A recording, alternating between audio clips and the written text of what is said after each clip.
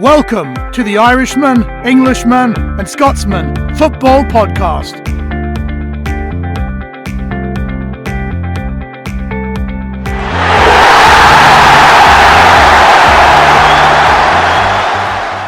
Hello and welcome to another episode of the Irishman, Englishman and Scotsman Football Podcast. Joining me all the way from Brighton, Joe, how are you doing, buddy?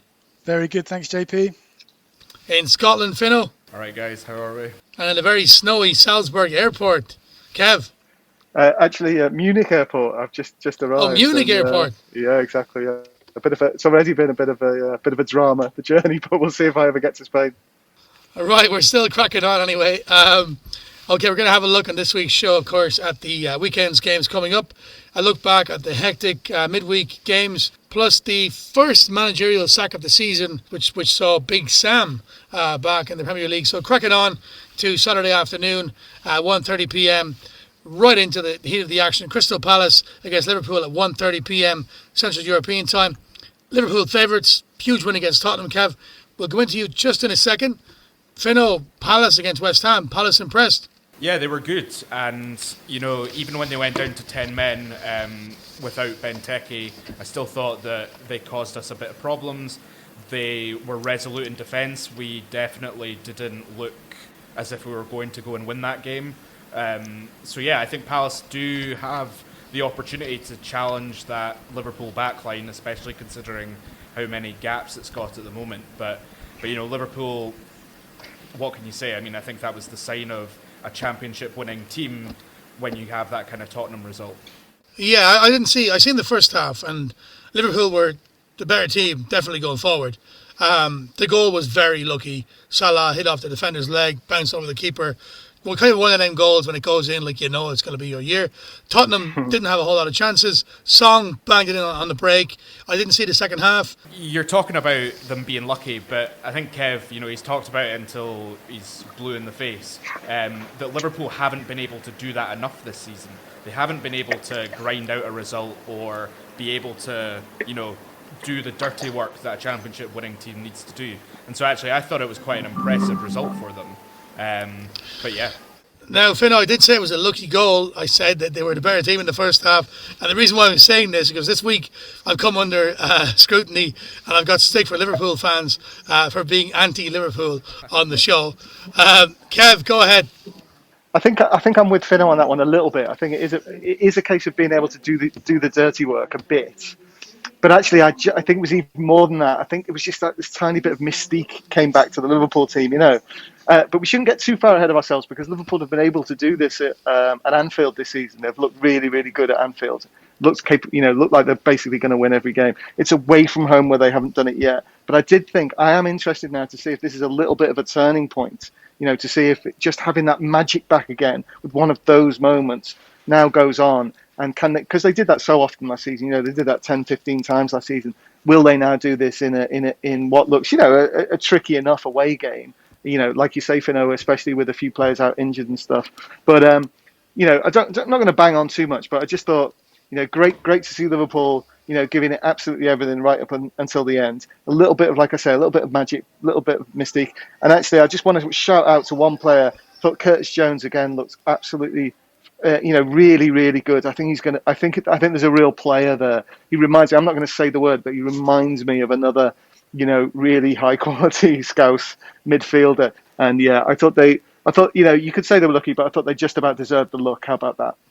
Yeah, good point there, Kev. Finn, we spoke about Palace a few weeks ago. I think it was after the Newcastle game, and I said I was so surprised at how many top class players they had, and I think you agreed with me. They have the players to do damage. It's just they don't seem to do it, frequently enough. But what's your opinion on this, Finn? Do you reckon Palace can get a result at home?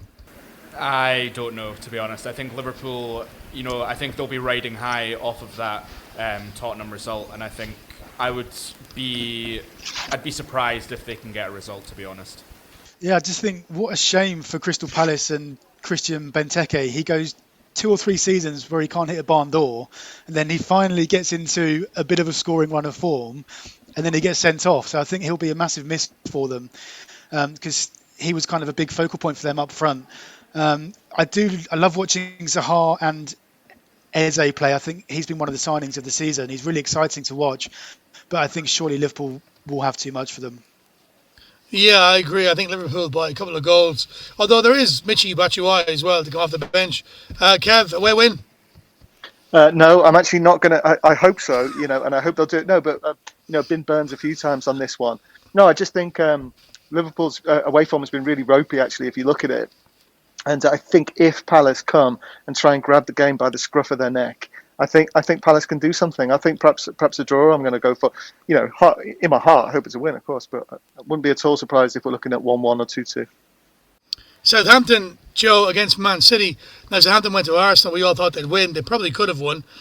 Fair play to Theo Walcott for celebrating the goal. I mean, football is football, and okay, you spent this time at Arsenal, but realistically, you're playing for the team you're at, and he's out and he's injured and he's come back, and he scored a goal, and fair play to him for celebrating.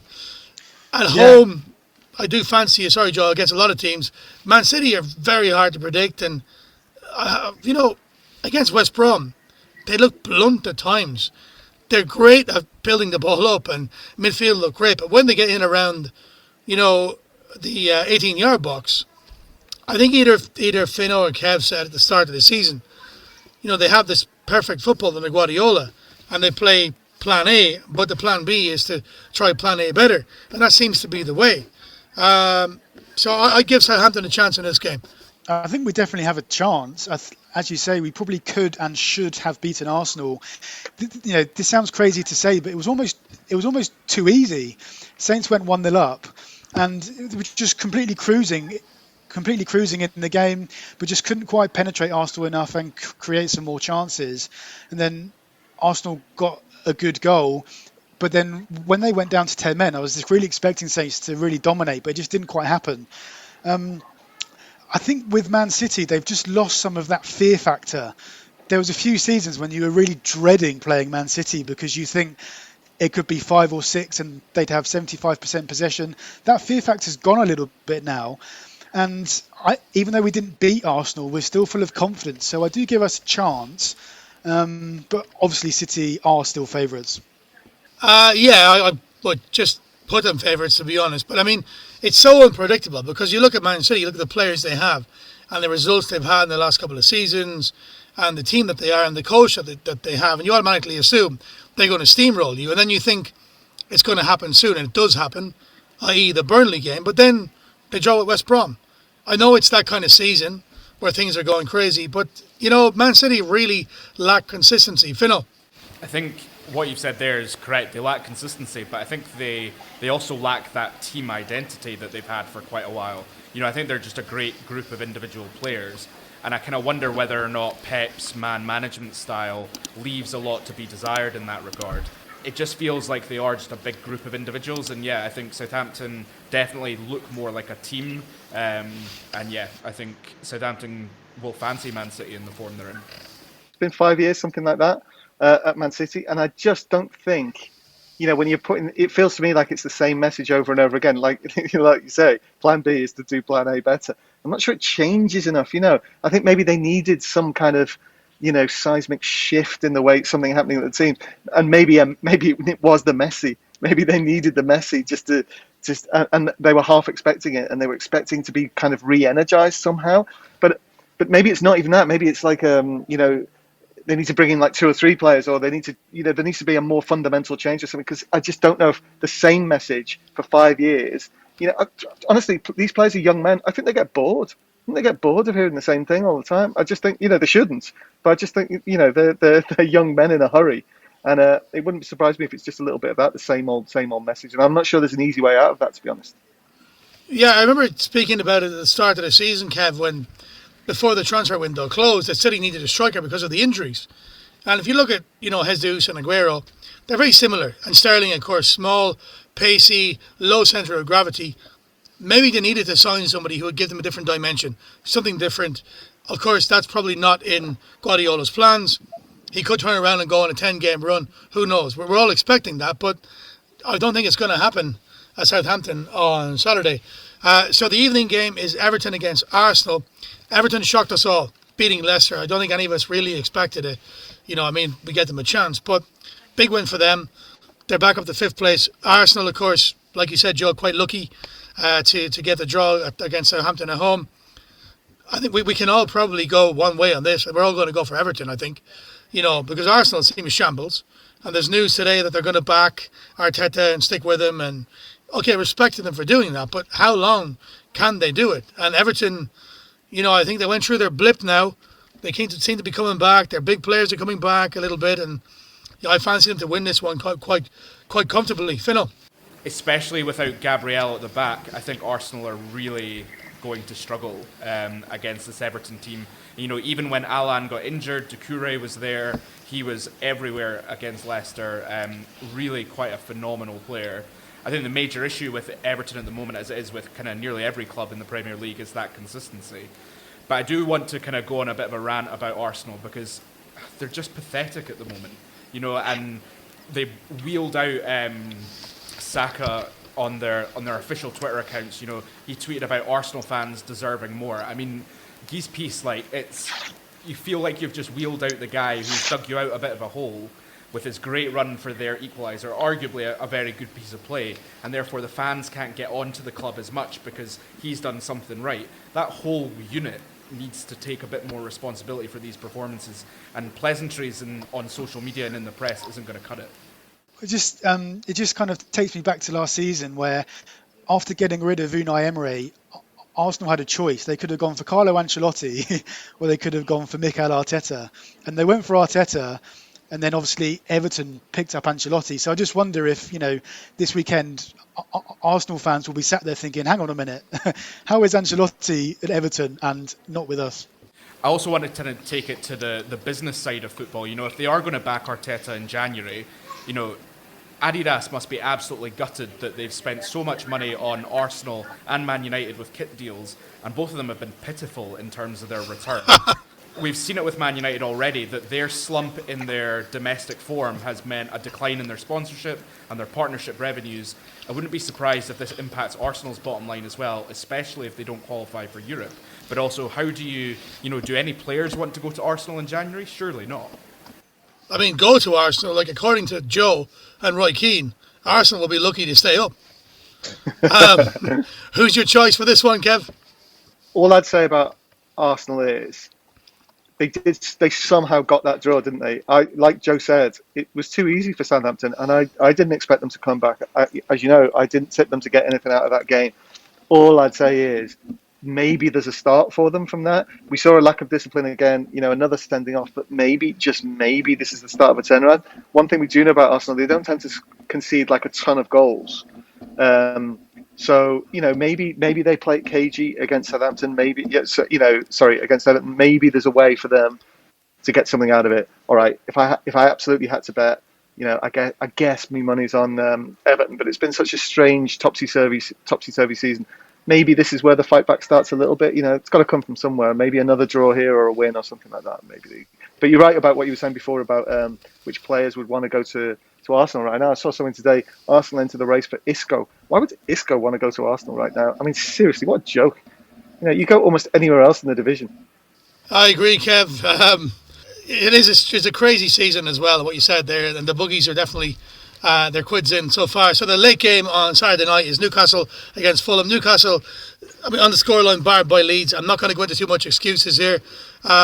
First and foremost, I'll say, as a Newcastle fan under Mike Ashley, the first thing you look at the start of the season is how can we get to the magic number of 40 points to stay up, because that's what he wants. So as a fan, that's what you want, and then you can kind of build on that. If you can achieve anything more, it's great. I did say I was worried about this game. Leeds pace in behind the Newcastle defence. And Newcastle were depleted with COVID. Again, not making excuses. Took an early goal lead. Leeds looked amazing all night. They were full of energy. They're so fit. They're so well coached. Better coach than Newcastle. Bielsa is a better coach than Steve Bruce. But like Fino pointed out last week, they're very weak in the air. And the first goal was basically a ball across the box. Leeds didn't deal with it in the air. Fell to Hendrick, scored. Leeds got a very lucky goal through Bamford, fell off the bar, fell to his head, he knocked it in. And then they got a second goal, which was a decent strike, 2-1 up. Again, as Fino said, they're weak in the air. Clark comes in with a header, boom, 2-2, anyone's game. Callum Wilson, clear penalty. wasn't given VAR. But saying that, all this time, it's back and forth. It's a cracking game to watch for the neutral. Steve Bruce has come out and he said, look, we've got another 2 players with COVID. We're struggling. I don't know how long it's going to go on. Leeds got the late goal. Fino actually said in the message, he said, look, it was a typical Leeds goal, and it was. And they break away 2, 3, 4 in numbers. They break away at so much pace. They're so well coached on how to counter-attack Leeds. And, of course, the 5th goal was a nail in the coffin. So if you look at the scoreline, it's a thrashing. But, I wasn't really confident going in. This game now turns into a massive game for Newcastle. And again, how many players can we get back? John Joe Shelby hopefully will be back. St. Maximin has a few missing.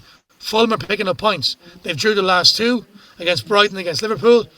But at home, against the lower teams in the league, Newcastle have been doing quite well. So I'm going to stick by the team, and I think we'll win this one and get a result. I think you've kind of said it all. Newcastle, until that Leeds game, I think it was Newcastle's best start to a season since Benitez. There's been so much talk about, the issues that Newcastle fans had about Benitez leaving and Bruce coming in, but actually he's dug out results and he's made them a difficult team to beat. I would like to think that Newcastle definitely can take 3 points against Fulham here. Fulham took another point on the road in midweek, but yeah, I think Newcastle should have enough COVID dependent, and I think that's something that we've not seen really come to the fore in the Premier League, is actually the longer lasting impacts of COVID. Yes, games can be cancelled and players can be injured, but it's the longer lasting getting up to fitness, getting up to match fitness, especially in one of Europe's top football leagues. That will take 3, 4, 5 weeks, no doubt. Moving on to Sunday, the early kickoff, Brighton against Sheffield United, 1 p.m. at Central European time. This is a massive game, a relegation 6-pointer. Our Brighton correspondent, Joe. You're definitely right, JP. This has turned into a huge game for Brighton. They'd have been really disappointed not to beat Fulham a couple of days ago. A pretty disappointing 0-0 draw. Sheffield United weren't that bad against Newcastle, against Man U, but they lost again. It's simply a game that Brighton have to win. And if they don't, like I mentioned last week, the fans will really start to turn against Graham Potter. Yeah, Brighton seem to be doing a little bit better than Sheffield United, and there is. I don't think the fans will start to turn. I think they'll give him till next month and see if he's given money to invest, and then see what happens. I don't exactly know the ins and outs of Sheffield United. I do know they lost Henderson, their goalkeeper, but apart from that, they're a shell of the team that they were last season. That was shocking the Premier League. That one time we thought, can Sheffield United make the Champions League?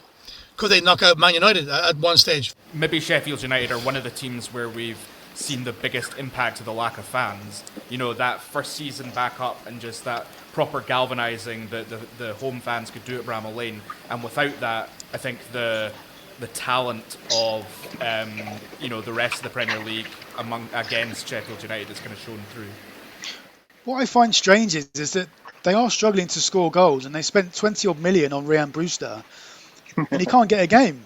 So I do find it peculiar that he isn't in the side, but they're up against a team this week in Brighton who also can't score goals. So we may be in for another 0-0 here.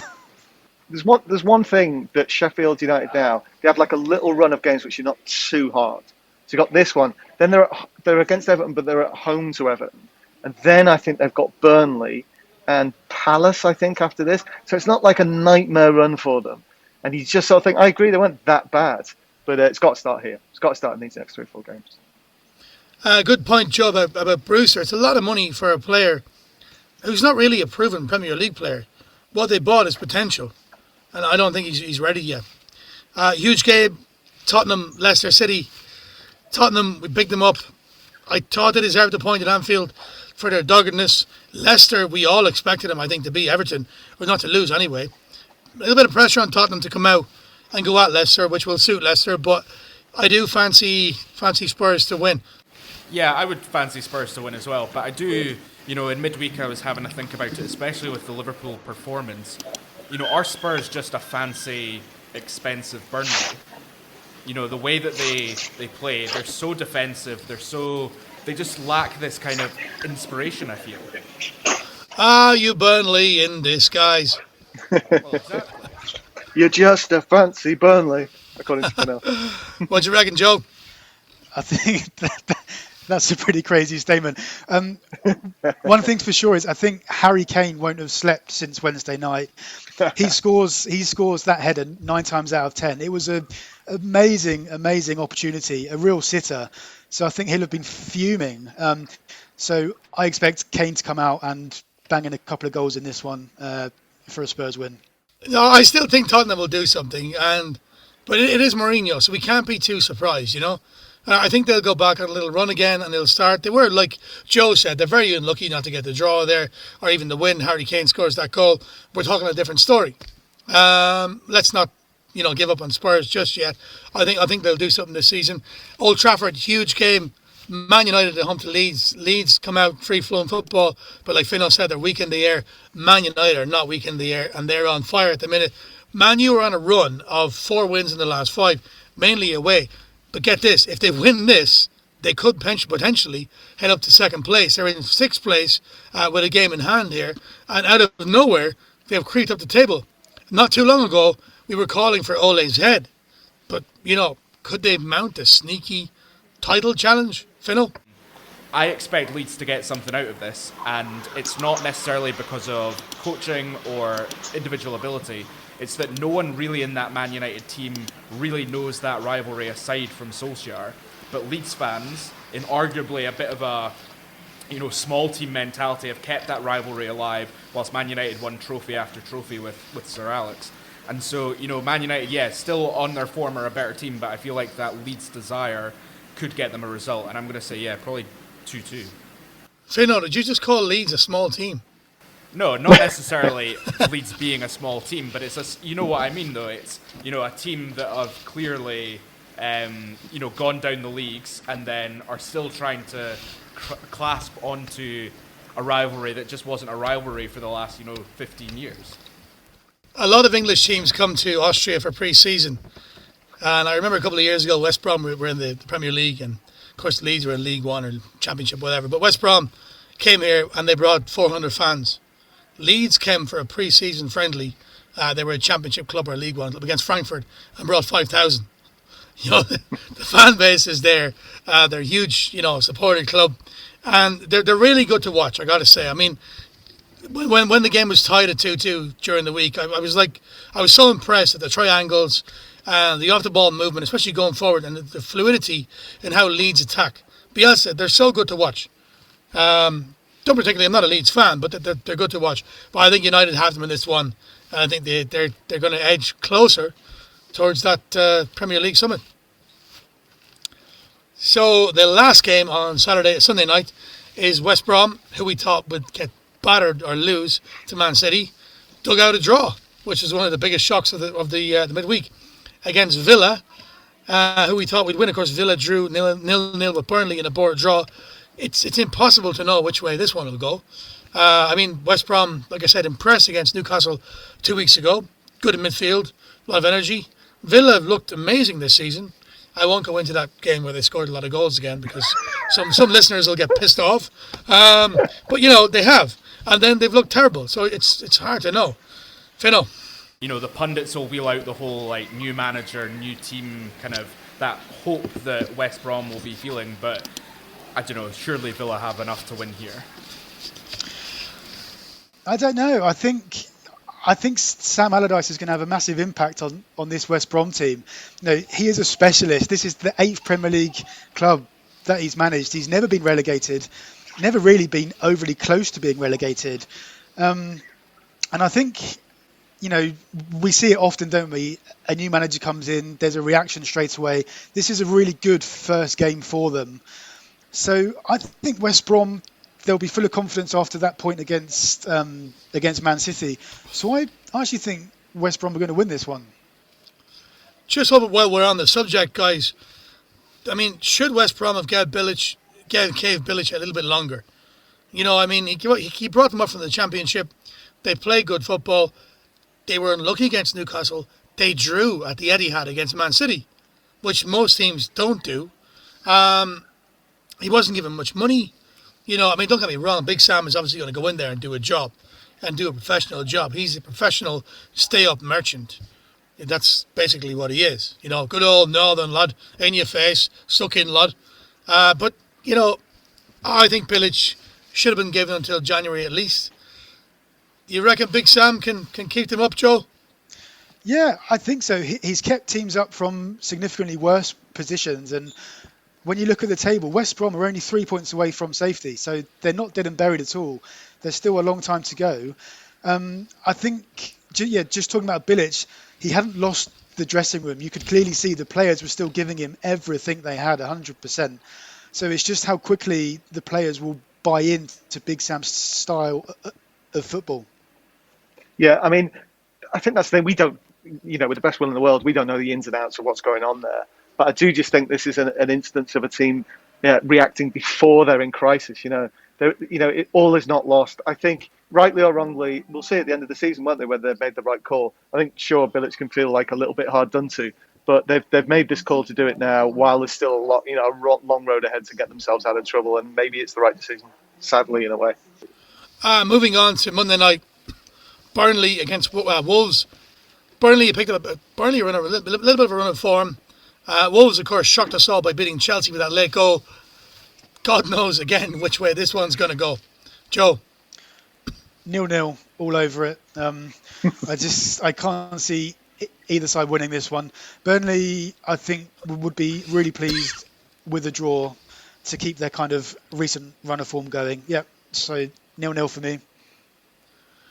All right, guys, we are running out of time. So, Fino, final game of the weekend, Monday night. Chelsea against European contenders West Ham.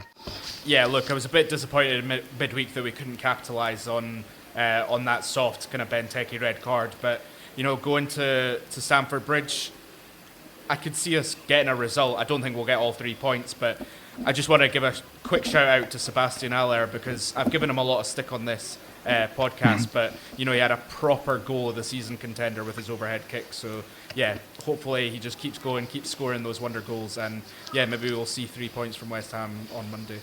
I'm going for a Chelsea win.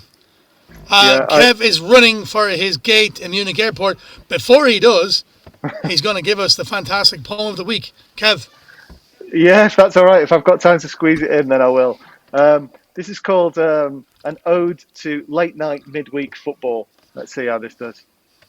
How do I love thee? Let me count the ways. I love a goalless draw with stupendous saves. I love a 4-0 stroll where they don't have a glimmer. But most of all, I love a late night last gasp winner. Streaky as bacon, as jammy as toast, these magical moments are the ones I love most. Origi versus Everton, Collymore versus Toon left us dancing in the moonlight and closing down saloons. You couldn't say Bobby was lucky as such, or Liverpool either, well, maybe a touch. As Spurs came to Anfield and started so cagey, expect risk from Jose, you'd have to be crazy. 1-1 at half-time as most shots deflected, then Son races past, the defence left unprotected. The fans are freezing cold, but Spurs are getting warmer. Still, it looks like a draw till the Reds win a corner. Robertson, left foot, swings into the middle. Firmino rises like the ghost of Billy Liddell, and Liverpool roar back on top of the standings, though their record this season is not quite commanding. Just good enough, mind, as match week 13 saw more ground conceded by the other big teams. A City in crisis? Well, they're not what they were, leading West Brom, but it ends up all square. It's funny, they still pass like trademark Guardiola. Each game, it seems, they're in total controller. But 12 matches played, they've scored 18 goals. It seems in their attack there's a messy-shaped hole.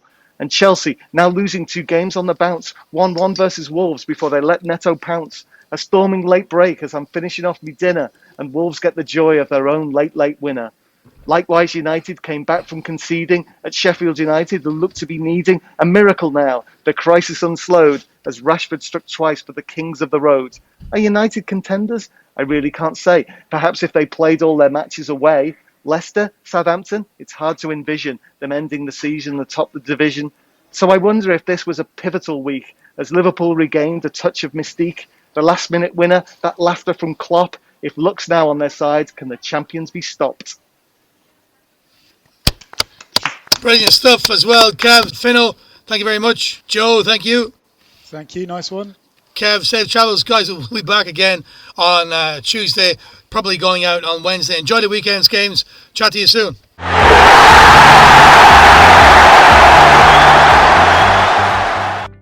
Thank you for listening. If you'd like to hear more of our podcasts, please click on the red subscribe button on the bottom right-hand side.